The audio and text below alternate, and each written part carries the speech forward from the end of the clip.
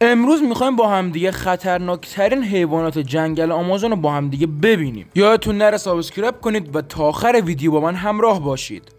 عنکبوت سرگردان برزیلی در جنگل آمازون. این عنکبوت سرگردان برزیلی جزء خطرناکترین و سمی‌ترین حیوانات جهانه. نیش این عنکبوت باعث میشه کنترل روی ماهیچه ها و عضلات خود رو از دست بدین و آروم آروم باعث میشه که شما کاملا فلج بشید یا اینکه از این دنیا برین. جالبه بدونین که شبا این عنکبوت ها در کف جنگل پرسه میزنن و به خاطر همینه که اسمشو گذاشتن عنکبوت سرگردان.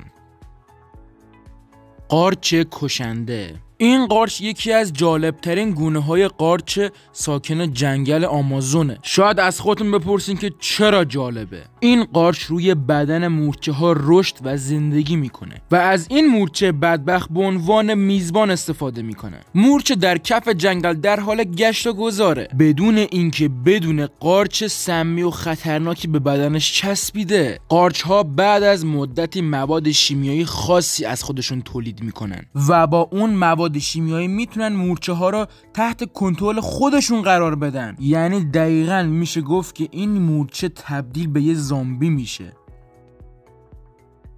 مورچه فشنگی. شاید باورتون نشه ولی این مورچه دردناک ترین نیش جهانو داره. همونجور که از اسمش معلومه درد نیش این مورچه اونقدر زیاده که انگار گلوله بهت خورده. این مورچه وقتی که یکی رو نیش میزنه سم بسیار وحشتناکی رو داخل بدن فرد قربانی وارد میکنه و تاثیرات وحشتناکی رو روی بدن قربانی میذاره و این نیش فرد قربانی رو تقریبا بین 14 تا 24 ساعت مورد آزار و اذیت قرار میده.